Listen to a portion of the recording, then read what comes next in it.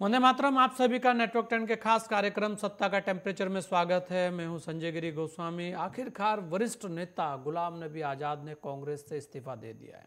हालांकि उनके इस्तीफे से ज़्यादा चौंकाने वाली चीज़ें सामने नहीं आई, क्योंकि लगभग ये लग रहा था कि कुछ ना कुछ उथल पुथल वहाँ चल रही है। खासकर उनके कांग्रेस छोड़ने के साथ साथ उस चिट्ठी को लेकर भी जिक्र हो रहा है जो उन्होंने सोनिया गांधी को लिखी है। खासकर इस पूरे घटनाक्रम को जम्मू कश्मीर की सियासत से जोड़कर देखा जा रहा है। आखिर मामला क्या है और क्यों वरिष्ठ लोग लगातार कांग्रेस को छोड़कर जा रहे हैं, और जिस तरीके के आरोप प्रत्यारोप दिखे हैं वो बहुत कुछ कहते हैं, क्योंकि कांग्रेस एक बड़ा विपक्ष है और विपक्ष का मजबूत होना भी जरूरी है। और इसी पर हम आज मंथन करेंगे कि वास्तव में माजरा क्या है और इसका कितना बड़ा असर आने वाले दिनों में पड़ सकता है। उससे पहले देखिए खास रिपोर्ट। कांग्रेस के वरिष्ठ नेता गुलाम नबी आजाद ने आखिरकार कांग्रेस से इस्तीफा दे दिया। कांग्रेस में कपिल सिब्बल के बाद गुलाम नबी आजाद का इस्तीफा कांग्रेस के लिए एक बड़ा झटका है। जहां हरियाणा में सुनील जाखड़ ने पार्टी छोड़ते हुए सोशल मीडिया पर स्पीच देकर अपनी नाराजगी जताई और नाराजगी जताते हुए पार्टी छोड़ी थी, वहीं गुलाम नबी आजाद ने 5 पन्नों में अपनी नाराजगी जताते हुए इस्तीफा दिया है। वरिष्ठ नेता गुलाम नबी आजाद कांग्रेस के उन नेताओं में शामिल थे जो G23 के गुट में शामिल थे। कांग्रेस का G23 लंबे समय से पार्टी में संगठन बदलाव की मांग करता रहा है।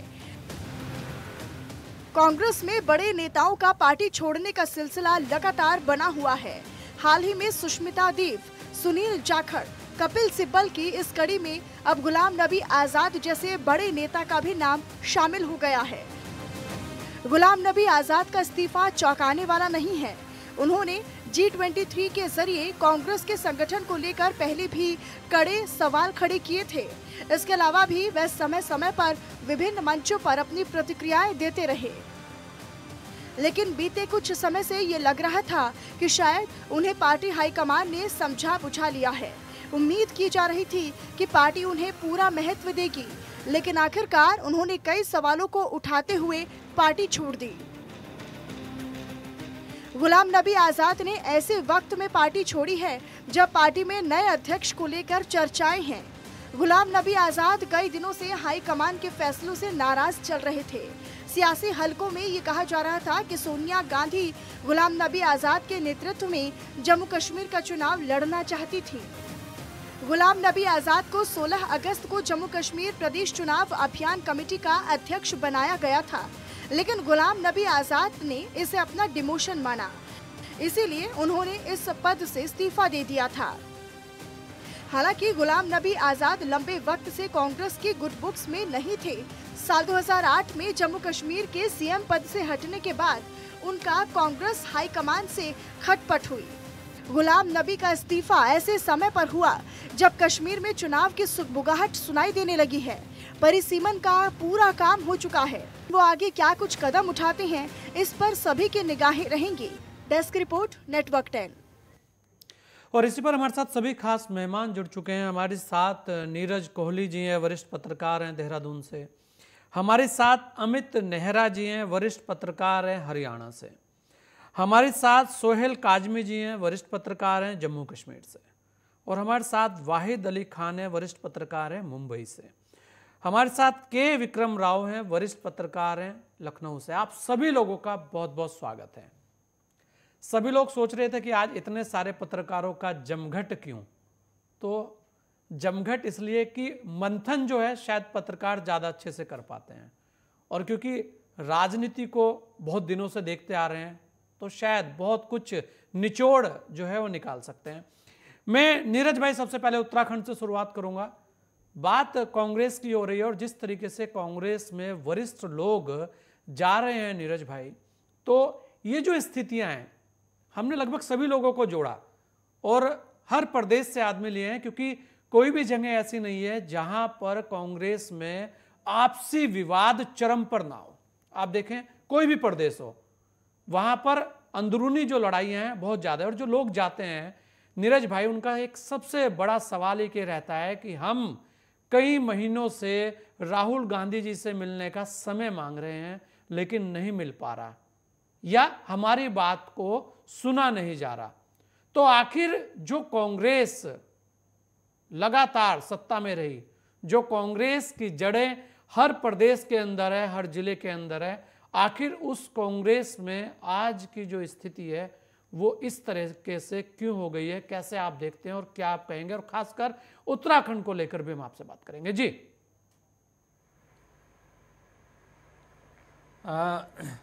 संजय भाई, देखें कि जो बात आपने कही उपेक्षा की बात, और यही पहले हम उत्तराखंड की बात करते हैं तो लंबे अंतराल से हम उत्तराखंड को देख रहे हैं। एक समय पर राज्य बनने के बाद पहली निर्वाचित सरकार बनाने वाली कांग्रेस की जड़ें इतनी मजबूत थी कि यहाँ कांग्रेस का ठीक ठाक वजूद था। एनडी तिवारी साहब चीफ मिनिस्टर बने, पूरा 5 साल कांग्रेस चली, लेकिन वो कांग्रेस किस तरीके से चली, कैसी चली, भीतरघात और अंदर खाने संघर्ष, लड़ाई झगड़ा, उनको भी अंदर खाने जो है 5 साल तक अपनों से चुनौतियाँ मिलती रही विपक्ष की बजाय। तो राज्य बनने के बाद कांग्रेस ने सरकार बनाई, कांग्रेस का वजूद यहाँ ठीक ठाक था, लेकिन जो भीतर खाने का संघर्ष था, जो भीतर खाने का लड़ाई झगड़ा था, वो जो शुरू हुआ उस समय से आज 22 वर्षों तक लगातार निरंतर जारी है। और हर बार यहाँ के जो बड़े लीडर थे या जो दूसरे बड़े सीनियर लीडर जो यहाँ से कांग्रेस को छोड़ के बीजेपी में चले गए, तमाम बड़े नेता जो चले गए जिसकी वजह से कांग्रेस कमजोर हो गई, उनका भी यही कहना था कि यहाँ सब कुछ ठीक ठाक नहीं चल रहा और हाईकमान को जिस तरीके से दखलंदाजी करनी चाहिए, हस्तक्षेप करना चाहिए, आपस में बैठा के बात करनी चाहिए ताकि ये जो वजूद कांग्रेस का यहाँ बना हुआ वजूद बरकरार रहे, वो हाईकमान उस तरीके से जो है उत्तराखंड को तरजीह नहीं दे रहा, उस तरीके से हाईकमान ने कभी उत्तराखंड को लिया नहीं। और ये हमने भी महसूस किया इस बात को, अगर हम बीजेपी से तुलना करते हैं तो उस तरीके से उतनी गंभीरता से उत्तराखंड को लिया नहीं। और नतीजा आज आपके सामने है कि पिछले 10 सालों में कांग्रेस की स्थिति उत्तराखंड के अंदर क्या होगी। पहली निर्वाचित सरकार बनाने वाली कांग्रेस आज हाशिए पे खड़ी हो गई, ये तो उत्तराखंड की बात है। अब राष्ट्रीय परिप्रेक्ष्य में अगर कांग्रेस को देखते हैं, देश की सबसे पुरानी पार्टी और देश पर सबसे ज़्यादा राज करने वाली पार्टी की आज पूरे देश में आप देख रहे हैं क्या स्थिति हो गई है। उत्तराखंड को आप देख लें, आप हिमाचल को देख लें, आपने राज्यों की बात करी, आप हरियाणा को देख लें, आप पंजाब को देख लें, आप मध्य प्रदेश को देख लें कि जहाँ बनी हुई सरकार इन्होंने खो दी, आप राजस्थान को देख लें, तो किस तरीके से आज कांग्रेस के बीच में संघर्ष चल रहा है। तो ये कहीं ना कहीं जो एक तो सीनियर लीडरशिप की जो सीनियर लीडरशिप को जो बदलते दौर में एक तो नई रणनीति पे काम करना चाहिए था, मुझे लगता है कि वो नई रणनीति पे काम नहीं करा और जिस गंभीरता से हाईकमान को इस पर काम करना चाहिए था, एक वो नहीं किया। और समय रहते चीज़ों को जो भापना चाहिए था, चाहे वो मध्य प्रदेश की बात हो, चाहे पंजाब की बात हो, चाहे उत्तराखंड की बात हो, चाहे हिमाचल की बात हो, मेन बात है नीरज भाई नब्ज नहीं पकड़ पा। आज ये जो गुलाम नबी आज बिल्कुल बिल्कुल बिल्कुल बिल्कुल नब्ज नहीं पकड़ पा रहे। बिल्कुल आप ये देखें ना कि आज गुलाम नबी आजाद जो गए, जी आज जो गुलाम नबी आजाद छोड़ के गए वो आज नहीं गए, ये लंबे समय से संकेत दे रहे थे इस बात को। कपिल सिब्बल भी, गुलाम नबी आजाद भी, आपने सुनील जाखड़ की बात, बिल्कुल ऐसे बिल्कुल बड़े नाम हैं, सभी बड़े नाम हैं। कांग्रेस को G23 एक बड़ा नाम दिया गया था उस वक्त जब ये सब हुआ और ये लगातार चल रहा था, लेकिन उसके बाद भी ना समझा पाए तो फिर क्या करें। वाहिद अली खान साहब, आप तो मुंबई से हैं और वहां पर भी आपने स्थितियां देखी, आज भी वहां पर जो स्थितियां कांग्रेस को लेकर हैं, बहुत सारी शिकायतें मन में रहती हैं वहां लीडर्स के। और वो कौन से कारण है वाहिद अली खान जी कि कांग्रेस ही टूट जाती है और फिर कहते हैं कि फला पार्टी आई और वो हमें तोड़कर चली गई या पैसों का खेल हो गया। आखिर आपके साथ ही ऐसा क्यों? कहीं ना कहीं कुछ तो दिक्कत कहीं है और ये लगातार कहा जा रहा है। आप देखेंगे कि जिस तरीके से हाईकमान की बात अगर आप देखें, नीरज ने बहुत अच्छी बात की, उत्तराखंड के अंदर कोई सोच नहीं सकता था कि कांग्रेस की स्थिति ऐसी हो जाएगी, लेकिन वहां भी हुई। आज गुलाम नबी आजाद साहब चले गए, बड़े लीडर और पहले चले गए। अब ये कह देना कि नहीं सब लीडरों की एक महत्वाकांक्षा है, तो ये तो सही नहीं है। तो कहीं ना कहीं कुछ सुधार या ऐसा लगता है कि जो जानकारियां वास्तव में हाईकमान तक जानी चाहिए, तो वहां पर कुछ ऐसे लोग हैं जो उस तरीके की जानकारी वहां नहीं पहुंचाते। क्योंकि ये सब बात इसलिए भी कर रहे हैं कि विपक्ष का मजबूत होना भी बहुत जरूरी है। वाहिद अली खान साहब क्या कहेंगे आप, क्योंकि महाराष्ट्र भी हाथ से निकला अभी। जी देखिए संजय जी, सबसे पहली बात ये है कि जो नेतृत्व है कांग्रेस का वो कमजोर पड़ता जा रहा है। जो आला कमान या हाई कमांड जिनको ये कहते हैं वो कमजोर पड़ता जा रहा है। सोनिया गांधी जी ठीक नहीं है, उनकी तबीयत ठीक नहीं रहती। राहुल गांधी, आप जानते हैं कि क्या परिस्थिति है राहुल गांधी को लेके, वो नेतृत्व देना चाहती हैं। राहुल गांधी बोलते नहीं, मुझे नहीं चाहिए। अशोक गहलोत की बात आई कि अशोक गहलोत को बनाया जाए सर्वसर्वा अध्यक्ष। अशोक गहलोत ने बोल दिया हाथ जोड़ के कि भाई मैं नहीं बन सकता, राहुल जी को आप बनाइए वरना पार्टी नाराज हो जाएगी। तो नेतृत्व की कमी कहीं ना कहीं नजर आ रही है। मैं अब आप बात करूंगा गुलाम नबी आजाद की, जिसको आज नया नाम दिया गया पिछले 24 घंटे में कि गुलाम हो गए आजाद। देखिए, आजाद एक जम्मू कश्मीर की राजनीति से जुड़े हुए थे। उन्होंने अपना करियर, अपना पॉलिटिकल करियर, अपना लोकसभा बोले चाहे वो चीफ मिनिस्टरशिप बोले, उन्होंने कश्मीर से शुरुआत की थी। उनको कांग्रेस ने बढ़ा चढ़ाकर सेंट्रल में लाया और फिर एक हिंदुस्तान में एक मुसलमान का चेहरा बनाकर प्रकट किया कि ये मुसलमान के रहबर हैं और मुसलमानों का अच्छा सोचते हैं और ये अच्छा करेंगे मुसलमानों के लिए। मुसलमानों के लिए गुलाम नबी आजाद ने क्या अच्छा किया? इतने सालों में, 70 साल में गुलाम नबी आजाद कई करीबन 15-20 साल 25 साल एक्टिव पॉलिटिक्स किया उन्होंने कांग्रेस के साथ। क्या अच्छा किया? अच्छा वाहिद भाई, ये कांग्रेस को आज ध्यान आया, आप जाइए मदरसे में। वाहिद भाई, ये कांग्रेस को आज ध्यान आया कि गुलाम नबी आजाद साहब ने आज तक कुछ अच्छा किया या नहीं किया? क्योंकि जिस तरीके की टिप्पणियां आ रही हैं वो वास्तव में आश्चर्यजनक है। जी, आपके मुद्दे पे जी संजय जी मैं आपके सवाल पे आ रहा हूँ। पहले मैं एक बोलते ना एक प्रोमो दिखा रहा हूँ। बिल्कुल जी।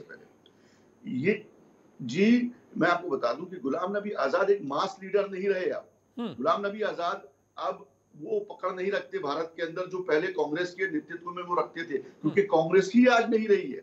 तो जब आपकी टीम अच्छा परफॉर्म नहीं करेगी तो आप भला ही मैन ऑफ द मैच बन जाएं, लेकिन टीम हार चुकी है।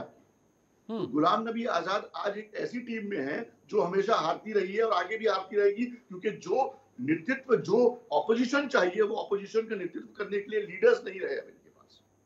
अब गुलाम नबी आजाद ने ये सोच लिया कि क्यों ना अगर जम्मू कश्मीर में चुनाव लड़ना है तो मैं खुद ही लड़ूं और अपने दम पर लड़ूं और अपने आप को प्रोजेक्ट करूं एज अ सीएम। तो हो सकता है कि गुलाम नबी आजाद अपने आप को लेकर एक अलग पार्टी बना ले। हालांकि कांग्रेस टूटती जा रही है, ये बात में कोई दो राय नहीं है। आने वाला समय जो है वो कांग्रेस के लिए बद से बदतर होता जाएगा, लेकिन राहुल गांधी अपनी एक नई टीम बनाना चाहते हैं और वो टीम कब तक बनेगी, देर तो नहीं हो जाएगी क्योंकि 2024 दूर नहीं है, 1 साल और बीच में है, उसके बाद 2024 आ जाएगा।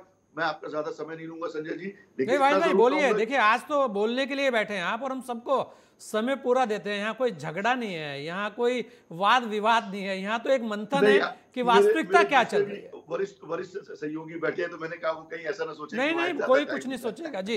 इसके बाद मैं के विक्रम राव साहब के पास भी जाऊंगा। जी बोलिए।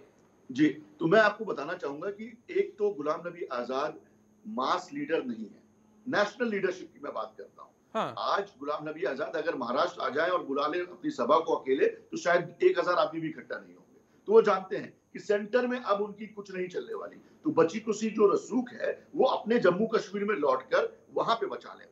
वहां पे इलेक्शन होंगे, इलेक्शन में अगर 10-15 सीटें ले लिया तो बार्गेनिंग पावर बढ़ जाती है। फिर आप वाहिद भाई, बिल्कुल आप ये कह रहे हैं कि कोई बहुत बड़ा असर कांग्रेस पर पड़ने वाला नहीं है? बिल्कुल नहीं पड़ेगा, बिल्कुल नहीं पड़ेगा। बता दूं कि बिल्कुल ये रिटायरमेंट की एज है इनकी। अब नए पॉलिटिशियन आएंगे, जैसे कि बीजेपी ने क्या किया है। पर यार वाहिद भाई, राजनीति तो 65 के बाद शुरू होती है, आप रिटायरमेंट नहीं, अब नहीं संजय जी। बीजेपी को देख लीजिए, भारतीय जनता पार्टी साफ तौर पर कहती है कि अगर आप 60 के हो गए तो आपको मंत्री बनाने के लायक योग्य नहीं है आप। 62 के, देखिए जब 58-60 के हो जाते हैं यार, हमारे चीफ जस्टिस रिटायर हो जाते हैं संजय जी, तो ये पॉलिटिशियन कब रिटायर होंगे? इनको भी रिटायरमेंट की एक एज होना है। बहुत बड़ा सवाल हमेशा से खड़ा रहा है। के विक्रम राव साहब, आप तो बड़े वरिष्ठ पत्रकार हैं, बहुत सारी राजनीति आपने देखी है, बहुत सारे लेख आपने लिखे हैं, हर कोई आपकी चीज़ों को पढ़ता है। तो ऐसे में आप कैसे देखते हैं इस कांग्रेस को, जो वर्तमान में जिस नई कांग्रेस की बात हो रही है, जिसे छोड़कर पुराने लोग जा रहे हैं? ये कहा जा रहा है कि राहुल जी एक नई टीम बनानी चाहते हैं, लेकिन वो नई टीम कब आएगी अस्तित्व में उसका किसी को कुछ पता नहीं। उसके अलावा ऐसे कौन से लोग हैं जो वास्तव में जो जानकारियां राहुल जी तक देनी चाहिए वो नहीं दी जाती, या वो कौन लोग हैं जो लोगों को मिलने में भेदभाव करते हैं, जिस तरीके के आरोप लोग लगाते हैं? उसके अलावा आखिर कब कांग्रेस खड़ी होगी या विपक्ष इसी तरह से आपसी मतभेदों में उलझा रहेगा? संजय, बड़ा अच्छा विश्लेषण किया आपने, मैं सहमत हूँ इससे। केवल एक बात हमें सोचनी पड़ेगी कि ऐसी नौबत आई क्यों। कांग्रेस में एक सिद्धांत होता था, निंदक दियरे राखिए। पार्टी के अंदर ही विपक्ष होता था जी। नेहरू से लेके राहुल तक मैंने कांग्रेस पार्टी को देखा मैं नजदीक से। आचार्य कृपलानी, पुरुषोत्तम टंडन, पट्टाभी सीतारमैया नेहरू के समय ये सबसे विरोध करते थे नेहरू का पार्टी के अंदर, लेकिन पार्टी के अच्छाई चाहते थे।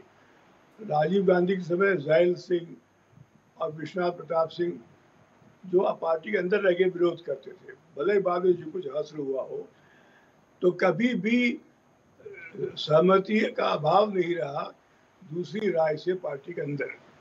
ये कांग्रेस की परंपरा रही है। इन माँ बेटे ने इस परंपरा को तोड़ दिया है। असहमति हो गई है, कोई सही बात भी कहे तो ये आलोचना है, आलोचना को कतई बर्दाश्त नहीं करेगी। और हर साम्राज्य के पतन का पहला कारण होता है जब मित्रों के और मंत्रियों की राय को, सचिवों की राय को नहीं सुनी जाती है, नेतृत्व तिरस्कार करता है। आज कांग्रेस की वही हालत है। अब मैं कुछ चीजें आपके श्रोताओं को बताऊंगा। गुलाम नबी चाहते तो बहुत पहले कांग्रेस पार्टी जनसंघ ये क्या भारतीय जनता पार्टी चले जाते। मोदी ने कितने लालच दिए उनको, लेकिन यारी मजबूत रहा, कांग्रेस में डटा रहा, नहीं गया मोदी के पास। मोदी तो आंसू बहाने लगे थे इनके लिए, राज्यसभा का दूसरा टर्म दे सकते थे, नहीं गया। ये आदमी सही मायने में चाहता था कि कांग्रेस पार्टी सुधरे।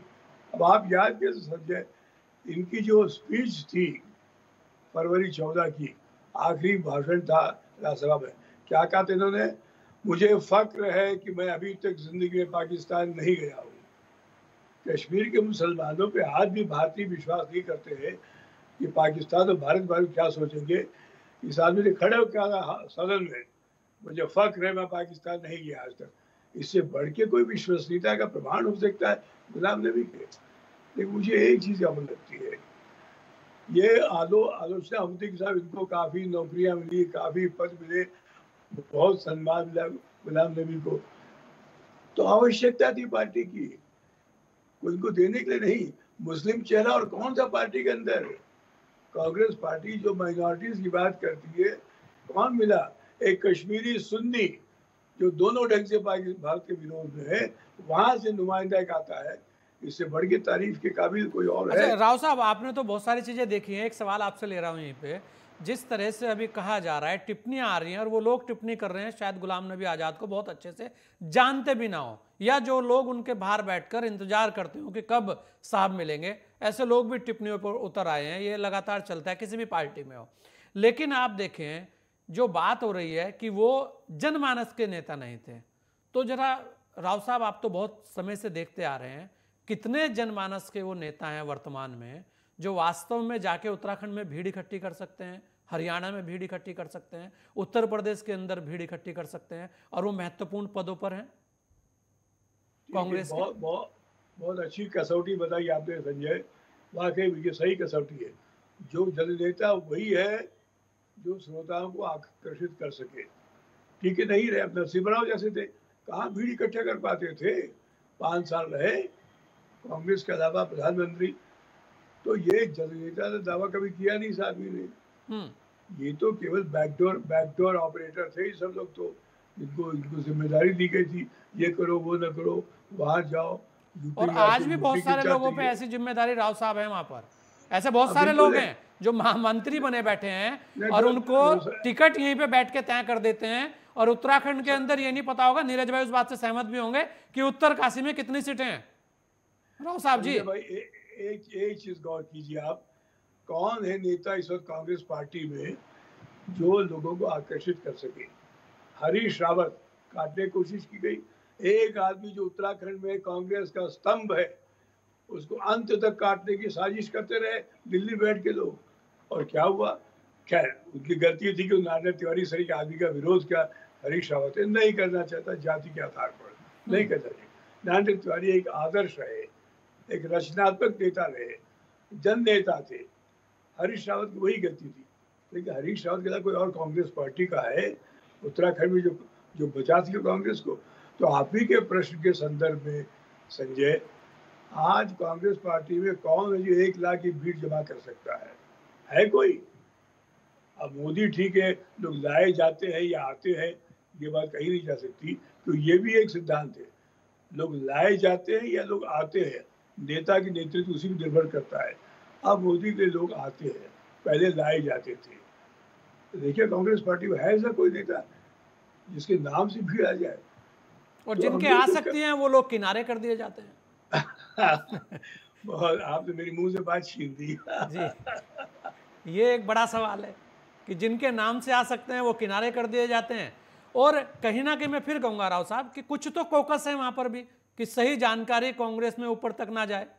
ये जो आरोप लगते हैं वास्तव में इसमें कितनी सत्यता है? बिल्कुल बिल्कुल, ये यहाँ मैं एक चीज कहना चाहूंगा। जी जी, इंदिरा गांधी में ये गुण था, वो हर रोज 1 घंटा जिलों से, प्रदेशों से कांग्रेस पार्टी वालों को के लिए रखती थी, और लोग जाते थे, मिलते थे, और वो थर्मामीटर, बैरोमीटर था उसके पास, वो सिर्फ 2-3 बार की सुनती थी, अब मन बना लेती थी। ये बहुत बड़ी, अच्छा उसके बाद फिर वो योग्यता उनको आई है, ये काबिलियत। तो इन सब लोगों ने क्यों इसको नहीं किया कि सीखना चाहिए दूसरे नेताओं से, नहीं सीखा। बिल्कुल, ये बड़े सवाल हैं और बहुत सारी चीज़ें राव साहब आपने बताई। हमारे साथ जम्मू कश्मीर से सोहेल काजमी जी भी हैं, बड़े तेज तरार, वरिष्ठ और कहते हैं कि प्रखर वक्ता हैं और अच्छे एक पत्रकार हैं जिनको लोग सुनते हैं वहाँ पर। सोहेल भाई, क्या कहेंगे आप कि जिस तरीके से हमारे बहुत सारे, वाहिद अली ने भी बहुत सारी चीज़ें कही, क्योंकि अब आज़ाद साहब वास्तव में कश्मीर के अंदर जाएंगे या अपना दल बनाएंगे या वहाँ पर लोगों के बीच में उनकी क्या है, क्या वो जन नेता हैं या वो जन नेता नहीं है, ये बहुत सारे सवाल तैर रहे हैं। तो आप कैसे देखते हैं, क्योंकि कश्मीर की राजनीति आपसे बेहतर कौन जान सकता है? जी देखिए, गुलाम नबी आजाद साहब कल जैसे उन्होंने बड़े हैवी हार्ट से 3-4 साल रिवोल्ट डिफरेंट तरीकों से करके, सॉफ्ट मैनर से, प्रेस कॉन्फ्रेंस के माध्यम से, G23 के माध्यम से, जितने भी तरीकाकार थे वो करके, कल वो उनका जो सफोकेशन का लावा था वो फटा और finally he resign from Congress. तो जहां तक मैं जाती तौर पे आजाद साहब को जानता हूं और जो मेरी उनके साथ बातचीत होती है और जो बॉडी लैंग्वेज और जो काम करने का तरीकाकार उनका रहा है, वो एक मास लीडर है और वो तभी मुमकिन है कि जिस तरह का उनका कार्यकाल रहा as chief minister, as union minister, as general secretary Congress, और एक मल्टी डायमेंशनल पर्सनैलिटी है आजाद साहब। और आज के युग में जो हाँ पार्टी मतलब पोस्ट के लिए सियासत होती है या इमीडिएट ना मिले तो छोड़ देते हैं पार्टी, वैसा काम गुलाम नबी आजाद ने नहीं किया। वो एक लॉयल सिपाही रहे, चाहे वो इंदिरा जी के साथ, अजीत जी के साथ, सोनिया जी के साथ, अब राहुल जी के साथ। अब जब एक इंसान उस स्टेचर पे पहुंचता है और वो कुछ चाहता है अपनी पार्टी के लिए, अपने घर के लिए, और वो नहीं होता है, तो संभाविक वो घुटन जो है अल्टीमेटली फट जाती है और वो चीज छोड़ देता है। और वो कल उन्होंने कर दिया। और कल मेरी उनसे बात हुई तो वो 4 को जम्मू कश्मीर आ रहे हैं और 5 को अपनी पार्टी लॉन्च कर रहे हैं यहाँ पे। मैं समझता हूँ जम्मू कश्मीर के लोगों के लिए भी अच्छा है, क्योंकि यहाँ भी अब लीडर्स जो कदावर नेता हैं उनकी थोड़ी सी कमी होने लगी है, क्योंकि रीजनल पार्टीज तो यहाँ इमर्ज हो रही, लेकिन वैसे लीडर जो जम्मू कश्मीर की पॉलिटिक्स में योगदान दे सके, जम्मू कश्मीर के लोगों के एस्पायरेशंस को समझ सके, वो मुझे लगता है आजाद साहब में वो सारी कैपेसिटीज और कैपेबिलिटीज हैं। तो आपको लगता है वाहिद भाई कि वो जो अपनी नई पार्टी बनाएंगे वास्तव में वहां जन समर्थन उनके साथ रहेगा? क्योंकि कहा जा रहा है कि वो जन नेता है ही नहीं, वो तो केवल और केवल कांग्रेस की देन रहे।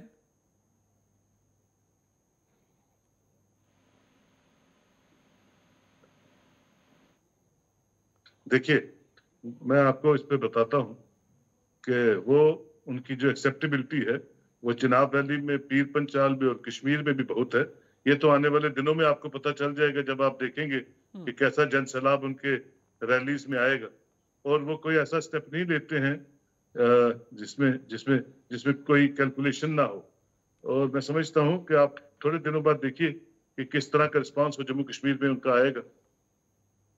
ये बिल्कुल, और लग भी रहा है, लेकिन आपने बहुत अच्छी एक बड़ी जानकारी दी कि जल्दी एक नया दल और जम्मू कश्मीर में देखने को मिल सकता है। हमारे साथ अमित नेहरा भी हैं। अमित भाई, लगातार हरियाणा की भी अगर हम बात करें, बात वही है कि जो स्थितियां और प्रदेशों में हैं वही हरियाणा के अंदर भी है।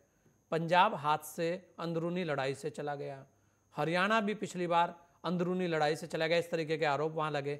आखिर ऐसे कौन से कारण हैं कि जन नेता जो हैं उनको अलग थलग कर दिया जाता है और वहां पर 2-4 नेता और थोप दिए जाते हैं? और क्या लगता है आपको, क्योंकि हरियाणा भी एक महत्वपूर्ण स्तंभ रहा है कांग्रेस का, लेकिन वहां पर भी जो स्थितियां उत्तराखंड हुई, जो पंजाब हुई, वो वहां पर भी हुई, और अभी भी लगातार आए दिन वहां पर भी खबरें आती रहती हैं बड़ी बड़ी। विद ड्यू रेस्पेक्ट, थोड़ा सा मैं एक सुधार करना चाहूंगा अपने पैकेज में कि ऐसा उदाहरण नहीं, बस सुनील जाखड़ जी का संबंध हरियाणा से जोड़ दिया गया, वो पंजाब के अध्यक्ष शामिल हुए हैं। तो थोड़ा सा इसमें दर्शकों को मैं बताना चाहूंगा बिल्कुल कि सुनील जाखड़ जी पंजाब से, बलराम जाखड़ जी के बेटे हैं, बड़ा नाम है, बड़ा कदरा है बलराम जाखड़ जी का। जी, अपने पैकेज में गलती से चला गया थोड़ा सा, ये हो जाती है। अब बात आती है हरियाणा की और कांग्रेस की। और देखिए, हरियाणा में कांग्रेस की हालत वाकई में खराब है। वैसे मोटा मोटी अगर देखेंगे तो ये है कि पिछले 10-12 साल से कोई चुनाव ही नहीं हुआ है यहाँ पे हरियाणा कांग्रेस में। न जिला स्तर पे कोई कमेटी है, न ब्लॉक स्तर पे कोई कमेटी है, ठीक है ना। और वहाँ जो ऊपर अध्यक्ष पद है उसमें जुदा प्रचार हो ही रही है शुरू से ही। एक ही व्यक्ति है हरियाणा में आज के दिन जिसके चारों तरफ हरियाणा की जो राजनीति घूम रही है, वो भूपेंद्र सिंह हुड्डा, ठीक है ना। लेकिन भूपेंद्र सिंह हुड्डा पे भी आलाकमान का मुझे नहीं लगता कि कोई ज्यादा नियंत्रण है।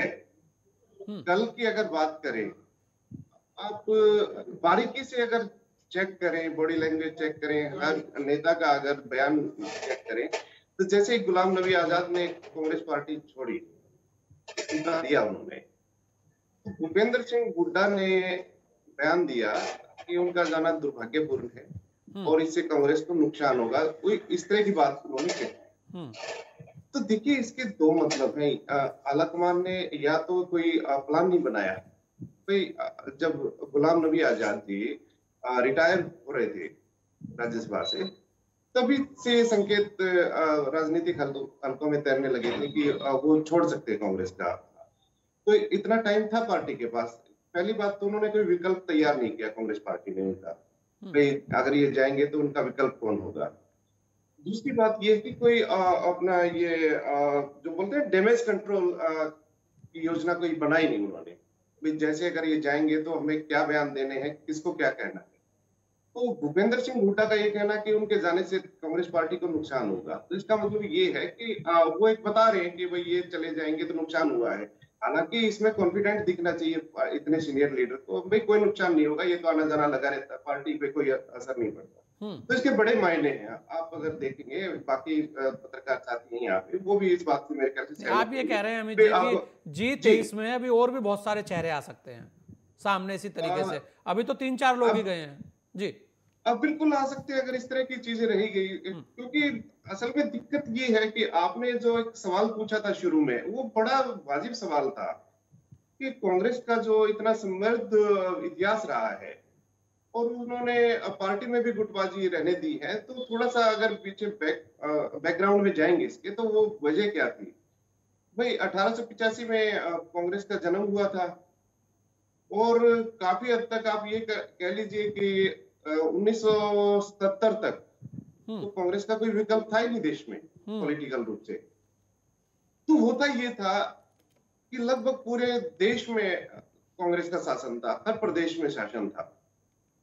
ऐसे में एक तो ये है कि विपक्ष से कैसे निपटा जाए, और दूसरी बात क्या होता है कि महत्वाकांक्षाएं भी होती है पार्टी में बहुत ज्यादा। जब पूर्ण अधिकार होता है, पूरा एक देश पे आपका शासन होता है, तो कांग्रेस की स्ट्रेटजी ये रहती थी 1947 के बाद, 1950 के बाद जब से चुनाव होने लगे राज्यों में, कि जो प्रदेश अध्यक्ष होगा वो दूसरे गुट से होगा और जो मुख्यमंत्री होगा दूसरे गुट से होगा। आप मेरी बात समझे? जी जी जी। इसका ये गुटों का फायदा खेल ये बहुत अच्छे से नीरज भाई इसके बाद बताएंगे जी, क्योंकि जी। ये बहुत बड़ा एक आपने बात बोली है जी। जी, उसका फायदा ये होता था, पहली बात तो ये है कि अपना ही पक्ष अपना ही विपक्ष, इसमें असली विपक्ष खत्म हो जाता था भाई। मीडिया में वही सुर्खियां रहती थी, राजनीतिक हल्कियों में वही सुर्खियां रहती थी, भाई अध्यक्ष ने मुख्यमंत्री को ये कह दिया, मुख्यमंत्री अध्यक्ष को ये कह दिया। तो जो असली विपक्ष था वो किसी को पता ही नहीं चलता था भाई दूसरी पार्टी कौन सी है। तो ये उनको फायदा होता था। दूसरी बात ये थी कि भाई दोनों पक्षों की कमजोरियां आला कमान के पास जाती रहती थी, भाई कहाँ पे क्या काम करना है, भाई कहाँ पे क्या दिक्कत है, ठीक है ना। अगर आप एक ही पक्ष को इतना मजबूत कर दोगे, अब दूसरे व्यक्तियों की आवाज नहीं सुनोगे, तो सूचनाएं आला कमान के पास जानी बंद हो जाती हैं। लेकिन दिक्कत ये है कि जब 1977 में पहली बार कांग्रेस केंद्र से हटी, उसके बाद 1989 में कांग्रेस हटी वहां से, तो धीरे धीरे कांग्रेस का क्षण जो शुरू हुआ, तो कांग्रेस तो कमजोर होती चली गई, लेकिन उन्होंने इस व्यवस्था को बिल्कुल वो दुरुस्त रखा, भाई पक्ष भी हमारा विपक्ष भी हमारा। लेकिन ये जो ग्राउंड रियलिटी थी वो विपरीत हो चुकी थी भाई, बहुत मजबूत विपक्ष सामने आता जा रहा था। अब भी वही बात है, इनको ये लगता है कि हम दो फाड़ करके हम पक्ष और विपक्ष हम ही खेल लेंगे, तो इससे बाहर आना होगा। अब सबसे बड़ी बात यह है, एक बहुत बड़ी महत्वाकांक्षी योजना है कांग्रेस की और खासकर राहुल गांधी की, कि वो कन्याकुमारी से कश्मीर तक जाएंगे, ठीक है ना। और ये 150 दिन की यात्रा होगी, पद यात्रा होगी, ये लगभग 3500 किलोमीटर कवर करेंगे रोजाना, 20 से 25 किलोमीटर पैदल यात्रा करेंगे और 12 स्टेट से होके गुजरेगी बीच में, जिसमें 10 बड़ी जनसभाएं भी करेंगे वो। ये बहुत बड़ा कार्यक्रम है, लेकिन क्या ये आम आदमी तक पहुंच पाया है? सबसे बड़ी बात तो ये है कि जब योजना तैयार कर ली, पहले इन्होंने कहा कि हम 2 अक्टूबर से ये शुरू करेंगे, उस दिन महात्मा गांधी का जन्मदिन होता है, लाल बहादुर शास्त्री जी का भी जन्मदिन होता है। लेकिन उन्होंने मेरे ख्याल से बीच में अचानक ये डेट 7 सितंबर से कर दिया शुरू की, 7 सितंबर से करेंगे। तो ये जो एक जो होता है ना मजबूती से, भाई एक बार आपने जो रख दिया उसमें आप क्यों चेंज कर रहे हो बार बार, और ये जो मैसेज देना यात्रा का, ये प्रॉपर हो नहीं पाया। इससे अलग आप देखेंगे भाई बीजेपी ने एक नहीं, बिल्कुल अमित भाई, ये बड़ी चीज है कि यात्राएं आप निकाल रहे हैं, लेकिन यात्रा से पहले क्या आपने कभी कोशिश की है कि सभी जगह के जो आपके वर्कर हैं जो कांग्रेस के, उन लोगों को बुलाकर एक मीटिंग की जाए, पहले उन लोगों को जोड़ा जाए, जो गुलाम नबी आजाद ने बोला कि पहले कहीं ना कहीं कांग्रेस को जोड़ने की बात होनी थी। तो ऐसे बहुत सारे सवाल है, बहुत सारी चीजें तैर रही हैं। आप सब लोगों से दोबारा मिलेंगे, लेकिन वक्त है छोटे से ब्रेक का, जल्द लौटेंगे आपके बीच।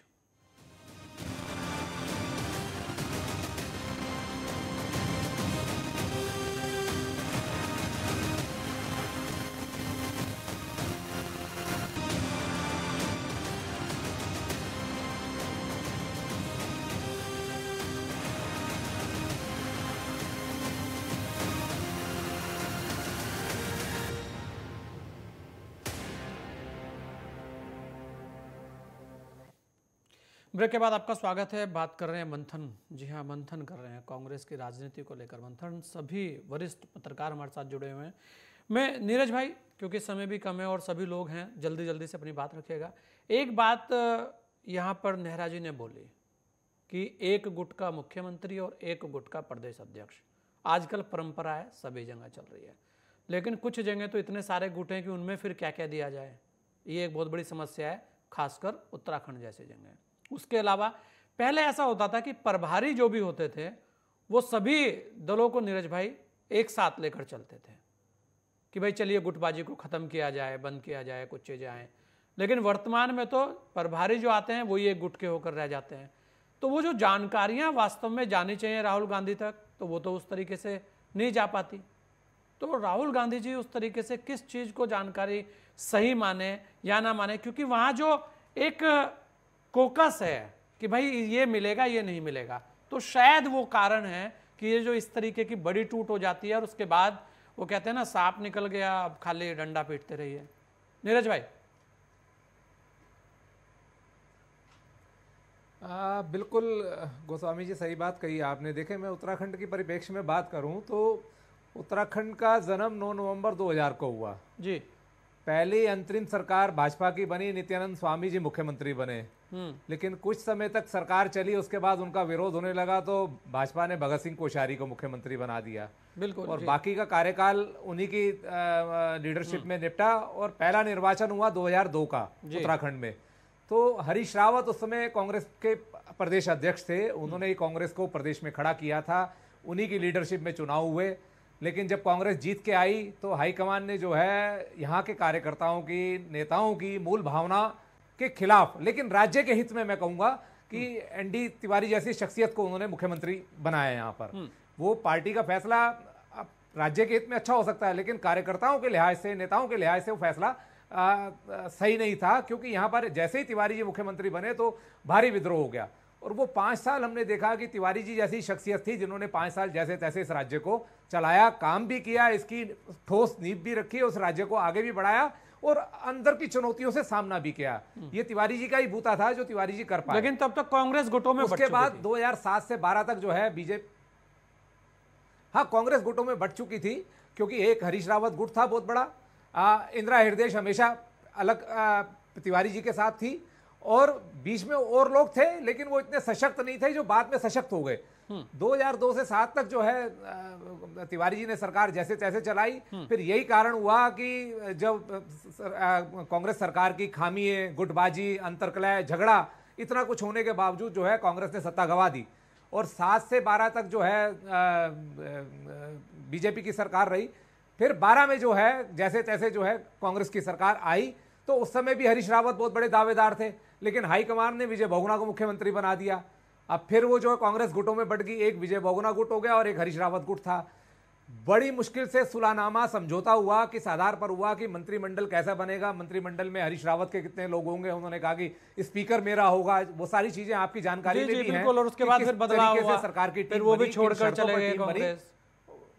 फिर बदलाव हुआ, वो भी छोड़कर चले गए और आगे जैसे जैसे बढ़ते रहे। और फिर आगे के बाद तो फिर किशोर उपाध्याय, यशपाल आर्य, प्रीतम सिंह, तमाम आपने देखा। तो नीरज भाई, आपको भी लगता है ना कि जो वास्तव में बहुत सारे जो नीरज भाई प्रभारी जो बनाए जाते हैं, जो उनका फर्ज है, शायद वो उस तरीके से वहां जाकर चीजों को समझ नहीं पा रहे हैं, या वो भी कहीं ना कहीं उस तरीके की चीजें लेकर जा रहे हैं जो वास्तव में कांग्रेस का ही नुकसान कर रहे हैं। देखें गोस्वामी जी, जहां तक उत्तराखंड के परिप्रेक्ष्य की हम बात करते हैं तो यहाँ अंबिका सोनी प्रभारी रहे, पीछे यादव जी रहे, जितने भी जो प्रभारी रहे, एक गुट कहीं ना कहीं उन पर जो है प्रहार ही करता रहा और हमेशा ये आरोप लगाता रहा कि वो मिसकम्युनिकेशन करते हैं और जो सही चीजें हैं वो हाईकमान को बताते नहीं है। ये लगातार आरोप यहाँ के प्रभारियों पे लगते रहे हैं, जबकि कांग्रेस आला कमान प्रभारी इसलिए बनाती है कि भाई आपकी देखरेख में, आपकी निगरानी में वहां पर संगठन फले फूले। अगर कहीं कोई कमी पेशी है, कहीं कोई आपसी अंतरकलह है, झगड़ा है, विवाद है, तो आप उस चीजों को, उन चीजों को सुलझाओ। ये प्रभारी इसलिए बनाए जाते हैं, लेकिन यहाँ प्रभारियों पर ही आरोप लगते रहे लगा निरंतर। तो इसका मतलब जो हाईकमान ने जो प्रभारी बनाए, वो प्रभारी भी जो है उन्होंने जिस दृष्टि से काम करना था, जिस पर्पज से काम करना था, वो काम किया नहीं। तो बिल्कुल, और जो जानकारियां देनी चाहिए, इस चीज को समझा भी नहीं, जो जानकारी देनी चाहिए थी वो भी सही जानकारी और जो, हाँ बिल्कुल, ये नहीं पहुंच पाई। इसी वजह से कांग्रेस का एक बहुत बड़ा जी, इसी वजह से कांग्रेस पार्टी का बड़ा नुकसान हो गया और बाकी राज्यों में भी बड़ा नुकसान जो कांग्रेस को हुआ, वो एक ये बहुत बड़ा कारण है। वाहिद भाई, बिल्कुल नीरज भाई, बहुत चीजें बताई जी। मैं वाहिद अली जी, आप देखें लगातार नीरज जी बहुत बड़े समीक्षक हैं, बहुत समीक्षाएं उत्तराखंड को लेकर करते हैं। आप देखेंगे वो भी बहुत सारी बातें ऐसी हैं जो वास्तव में हर किसी का चिंतन इसलिए है कि विपक्ष जो है वो मजबूत होकर निकले, लेकिन विपक्ष के अंदर ही विपक्ष है यहाँ। तो वाहिद भाई क्या कहेंगे आपकी, आखिर कांग्रेस को करना क्या चाहिए कि विपक्ष एकजुट हो, विपक्ष बड़ा होके आए, लेकिन यहाँ तो आए दिन विपक्ष से हर एक नेता बाहर जाया जा रहा है धीरे धीरे कर। संजय जी, वजह एक ही साफ सी बात है कि आपकी एक्सेसिबिलिटी कैसी है, आप किस तरह एक्सेस करते हैं अपने पार्टी लीडर्स के पास। मैं मध्य प्रदेश की बात करूंगा, आप उत्तराखंड की बात कर रहे थे, मैं मध्य प्रदेश आपको ले जाऊंगा और वहां बताऊंगा कि जब कमलनाथ की सरकार थी तो एक एमएलए को कमलनाथ से मिलने के लिए कितना वक्त लगता था, ये सभी जानते हैं। मध्य प्रदेश में एक्सेसिबिलिटी बहुत जरूरी होती है। आप पॉलिटिशियन जरूर हैं, लेकिन आप नेता तब बने हैं जब आपको अपनी जनता के पास जाना होगा, तब आप नेता करार देंगे।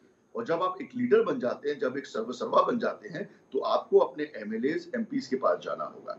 महाराष्ट्र में जो सरकार गई उसकी भी वजह आप जानते हैं। यहाँ उद्धव ठाकरे की एक्सेसिबिलिटी 0 के बराबर थी।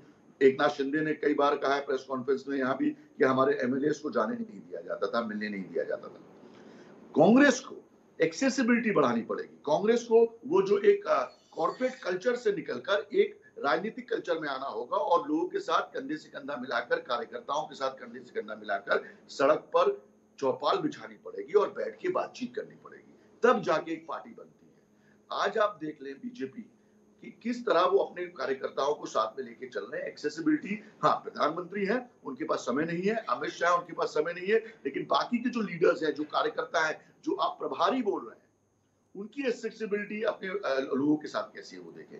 तो जब तक 1-to-1 रिलेशन नहीं होगा, आप एडिटर इन चीफ है, अगर आपके इनपुट एडिटर और आउटपुट एडिटर आपके पास आके अपनी बात नहीं कह पाएगा तो चैनल नहीं चल पाएगा। एक बड़ी सिंपल सी बात है। तो एक्सेसिबिलिटी की कमी है। कांग्रेस को मंथन करना पड़ेगा कि किस तरह वो मास लोगों के पास जाए, पब्लिक के पास जाए, कार्यकर्ताओं के पास जाए और उनके अच्छे बुरे को सोचें और समझें। बिल्कुल, ये एक बड़ी बात है कि कहीं ना कहीं आपको जनता के बीच में जाना पड़ेगा और उनको अपने पास बुलाना पड़ेगा। ये बहुत बहुत बड़ी बात है। अमित जी आप भी, क्योंकि समय कम है तो जल्दी से अपनी बात रखिएगा कि जिस तरह से हरियाणा हो, पंजाब हो या मध्य प्रदेश हो और या अभी हिमाचल की बात हो और उसके अलावा छत्तीसगढ़, वो भी आप देख रहे हैं, लगातार देख रहे हैं कि वहाँ पर अपने ही मुख्यमंत्री को विपक्ष ने कुछ नहीं घेर रखा है। वहाँ पर कोई बहुत ज़्यादा हो हल्ला विपक्ष नहीं करता, लेकिन अपनी ही पार्टी के लोग उनको भी लगातार हटाने के लिए दबाव बनाते रहते हैं। और आप देखेंगे हर दूसरे महीने दिल्ली में एक मीटिंग होती है कि शायद इस बार चेंज हो जाए, जैसी स्थितियां राजस्थान के अंदर भी हैं और यही स्थितियां वहां भी रही। तो इससे कैसे निपटा जाए, जल्दी से अपनी बात रखिएगा जी। इस पे गोस्वामी जी, सबसे बड़ी बात तो यह है कि जब तक केंद्र मजबूत नहीं होगा, यानी केंद्रीय आला कमान मजबूत नहीं होगा, मजबूत फैसले नहीं लिए जाएंगे, फिर जो गलत है उसको बाहर का रास्ता नहीं दिखाया जाएगा, सही है उसको इनाम नहीं दिया जाएगा और ये तुरंत फैसले नहीं लिए जाएंगे। भाई आप इसमें लिंगर ऑन नहीं कर सकते, आप ये नहीं कर सकते चलने दो देखा जाएगा। जब तक ये नहीं होगा तब तक बात बनेगी नहीं। और अमित भाई, मास लीडर को भी कहीं ना कहीं आगे बढ़ाना होगा। बिल्कुल बढ़ाना होगा, आपको देखना होगा। अभी आपने एक बात कही थी सभी वक्ताओं ने, सभी पत्रकार साथियों ने। देखिए, मुझे ध्यान आ रहा है कि जहांगीरी घंटा हुआ करता था, जो जहांगीर जी होते थे राजा, तो उन्होंने वो घंटा कोई भी आके बजा सकता था, यानी इतने वो अवेलेबल थे। और यहाँ तो क्या है कि बहुत सारी चीजें हैं जो एक इस लेवल पे लीडर होता है तो उसको 1-2 चैनल नहीं रखने चाहिए, अपने 5-6 चैनल रखने चाहिए, जिससे उनको वास्तविकता पता चले। अपने यार दोस्त होते हैं, पॉलिटिकल लाइन होती है, खुफिया एजेंसी होती है, जो स्वतंत्र एजेंसी होती है, प्रोफेशनल एजेंसी होती है, उनसे भी मदद ले सकते हैं। तो उनसे पता लग जाता है कि एक्चुअल स्थिति क्या है। आप 1-2 आदमी पे, 1-2 चैनल पे भरोसा करोगे तो आप मार खाओगे, और वही यहाँ पे हो रहा है। तो ये चीजें देखनी पड़ेंगी। जो कद्दावर नेता है, धरती से जुड़े हुए नेता, उनको आगे लाना पड़ेगा। भाई आपको सबसे पहले तो ये देखना पड़ेगा, इतनी बड़ी चुनौती है। भाई आप ये देखें ना, अभी जो अटल और आडवाणी की बीजेपी थी, उसमें आज के दिन कितना आमूलचूल परिवर्तन आ चुका है। वो चीजें नहीं रही, वो चीजें बीजेपी आगे छोड़ परिवर्तन करने से कहीं ना कहीं कांग्रेस घबरा रही है। अमित भाई, ये सीधा सीधी बात है, सबसे बड़ी बात यही है। और के विक्रम राव साहब, देखिए बड़ी बात की अमित जी ने भी कि कहीं ना कहीं परिवर्तन जो है, जिस तरीके से भारतीय जनता पार्टी ने अपने अंदर जो परिवर्तन किया, आज सबसे बड़ा संगठन है। लेकिन वहीं जिस कांग्रेस का सबसे बड़ा संगठन था, ऐसा लोग बोलते हैं कि आज भी आप किसी भी जिले, किसी भी नगर, किसी गांव में जाइए तो कहीं ना कहीं कांग्रेस ही मिल जाएंगे, लेकिन संगठन के नाम पर राव साहब 0 है। जल्दी से अपनी बात रखिएगा कि क्या यह संगठन का अभाव है कि जो कांग्रेस की आज ये दुर्दशा हो रही है? संजय, बिल्कुल सही कहा आपने। अंतर्मुखी होकर आलोचना न करना, इसी का नतीजा है कांग्रेस की दुर्गत हो रही है। मैं वाहिद भाई की एक महत्वपूर्ण सूचना के बारे में चर्चा करूंगा कि एक नई पार्टी बनाने जा रहे हैं गुलाम नबी आजाद घाटी में जी। पहली बार एक मील पत्थर साबित होगा घाटी की सियासत में कि वहाँ के मुसलमानों को एक भारत भक्त के नेतृत्व में अच्छी पार्टी मिलेगी जो सेकुलर हो, डेमोक्रेटिक हो। अभी तक तो जो नेता है कि घाटी के, वो लोहिया बताते थे, 2 जबान थी, 2 जबान से बोलते हैं, कभी भारत के पक्ष में, कई पाकिस्तान के पक्ष में, ये बात टूटेगी। तो वाहिद भाई ने जो कहा है मैं सहमत हूँ, गुलाम नबी आज़ाद एक तीसरा विकल्प देंगे और विकल्प होगा जो प्रो इंडिया भारत भक्त विकल्प होगा। और मुझे आशा है कि वहाँ के मुसलमान जब पुनर्विचार करके सोचेंगे कि क्या उनका नेतृत्व करने के लिए सक्षम है गुलाम नबी आज़ाद। जी, और उसके अलावा अगर आप देखें राव साहब, बहुत महत्वपूर्ण एक और बात कि कांग्रेस विपक्ष में मजबूत रहे, ये कितना जरूरी है? बहुत जरूरी है, वरना फिर कहीं अगर भारतीय जनता पार्टी कल इंदिरा गांधी के चरणों पे चली हो, तानाशाह हो गई तो देश का क्या होगा? जरूरी है सशक्त सबल विरोध हो जो तानाशाही का मुकाबला कर सके। हम लोग जेल गए थे, इमरजेंसी में क्यों जेल गए थे? तो तानाशाह हो गई थी वो, तो लड़े हम सब लोग अखबारी आज़ादी के लिए। तो यही बात यहाँ भी होती है। हम नहीं चाहते कि भारतीय जनता पार्टी फिर एक फैसिस्ट पार्टी के रूप में बने।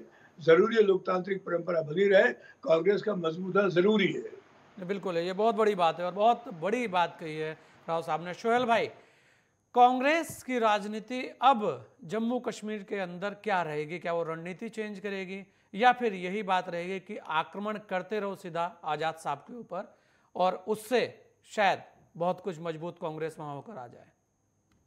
सर, जितना मर्जी आक्रमण कर लें, क्योंकि जो मेजॉरिटी अच्छे सियासतदान थे कांग्रेस में, वो आज दिल्ली में आजाद साहब के पास पहुंच चुके हैं और रिजाइन दे रहे हैं और एक जॉइंट प्रेस कॉन्फ्रेंस कर रहे हैं। जो 2 बार 3 बार एमएलए रहे, यहाँ पे मंत्री रहे, क्योंकि देखिए कोई एक मास लीडर होता है जिसके पीछे उसकी पूरी जमात चलती है या जिसके पीछे पूरा उसका मैनिफेस्टो इलेक्शंस में चलता है। गुलाम नबी आजाद एक बड़े अच्छे मैनेजर हैं, पॉलिटिकल सूझबूझ रखने वाले इंसान हैं। उनके आने से उनके जाने से कांग्रेस को फर्क जरूर पड़ा है, लेकिन आजाद साहब को कोई फर्क नहीं पड़ा क्योंकि वो अपनी पारियां खेल चुके हैं और अब जो जिंदगी है रह गई है वो जम्मू कश्मीर को इस पार्टी के माध्यम से जरूर उस पर सर्व करेंगे। अच्छा सोहेल भाई, एक चीज बताइए, कांग्रेस को क्या दिक्कत थी अगर आजाद साहब वहां पर मुख्यमंत्री का चेहरा होते? देखिए, होता ये है कि आपने जब 70 सालों में 45 साल हुकूमत की हो एक ही घर ने और आपको सुनने की आदत ही नहीं है, विचार विमर्श करने का शौक ही नहीं है, तो अल्टीमेटली वो घर डैमेज होता है, वो पार्टी डैमेज होती है। क्या फर्क पड़ता है अगर आप इतने बड़े भारत से किसी को भी कांग्रेस का प्रेसिडेंट बना दे 2 साल के लिए, 3 साल के लिए? अगर एक इंसान एक्सेप्ट नहीं हो रहा है तो उसको चेंज करने में क्या प्रॉब्लम? अगर आप देखें कितने स्टार्स हैं बॉलीवुड में जिनके बेटे नहीं चलते हैं, तो बाप लगाता रहता है, 50 फिल्में बनाता है, अल्टीमेटली बेटा फिर भी नहीं चलता। तो देखिए, आप जबरदस्ती की कोशिशें करेंगे किसी एक नॉन पॉलिटिकल आइडेंटिटी के लिए या एक नॉन पॉलिटिकल सिस्टम के लिए, तो अल्टीमेटली नुकसान आपका अपना होगा। वही कांग्रेस का हाल हो रहा है। आप क्लोजली उसको मॉनिटर कीजिए। आप जबरदस्ती से सिस्टम से कोई पार्टी, कोई घर, कोई समाज और कोई मुल्क नहीं चला सकते। ये तो आपके पास बड़ी एग्जांपल्स आपके सामने। बिल्कुल। राव साहब, अंतिम सवाल आप इसे ले रहा हूं, क्या आपको नहीं लगता कि जो कांग्रेस के अंदर जो युवा और वरिष्ठ का जो एक टकराव चल रहा है, या मैं कहूँगा कि आरोप जो लग रहे हैं भेदभाव के लग रहे हैं, इस पर कांग्रेस को चिंतन करने की जरूरत है और नए बदलाव, खासकर जो टीम है उसमें नए बदलाव करने की जरूरत है? बहुत सही दिशा निर्देशन किया आपने संजय भाई, लेकिन युवा कांग्रेस में कौन है? अब ये 50 साल पार राहुल गांधी युवा रह गए जो अधेड़ है इस वक्त। इनकी बहन भी क्या 50-51 की हो गई है, युवा रहे कहाँ कांग्रेस पार्टी में? केरला के 2-3 लोग थे, अब वो भी दरकिनार कर दिए गए। जो युवा कांग्रेस से आए थे, मलयाली बोलते थे केरला के लोग, वामपंथी मतलब एंटी कम्युनिस्ट लेफ्टिस्ट थे वो सब लोग, उनको भी हटा दिया। तो कांग्रेस में युवा रहा कहाँ? प्रगतिवादी प्रगतिशील रहा कौन? नई सोच का आदमी रहा कौन जो सही मायने में सोशलिस्ट डेमोक्रेसी की बात करे, भारत एक समाजवादी गणराज्य बनेगा? कौन है जो बात करता है? कोई है? भारतीय जनता पार्टी दक्षिणपंथी मान लिया, वो नहीं बात करेंगे वामपंथी की, प्रगति की, समाजवाद की। ये कांग्रेस पार्टी तो कर सकती थी। कौन है?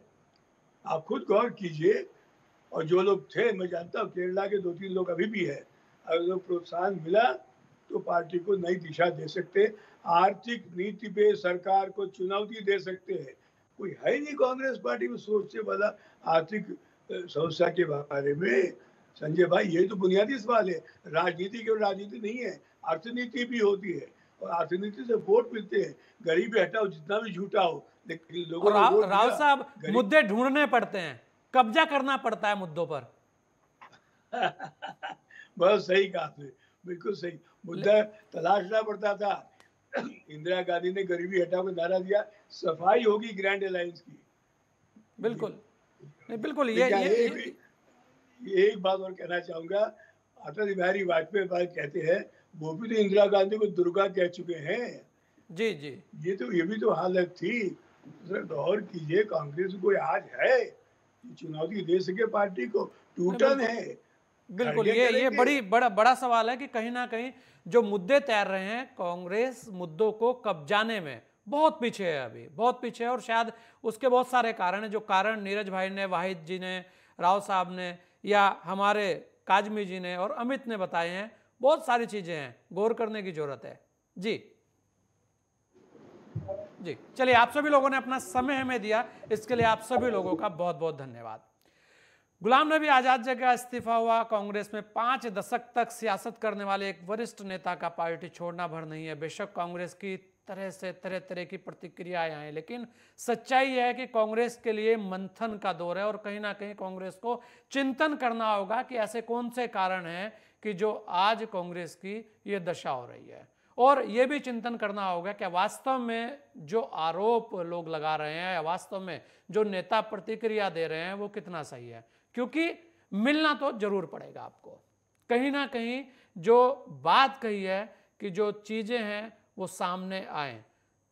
लोग कहते हैं कि कांग्रेस पर ही चर्चा क्यों, तो चर्चा इसलिए होती है कि देश को मजबूत विपक्ष की जरूरत है, और ऐसे में चर्चा तो होगी।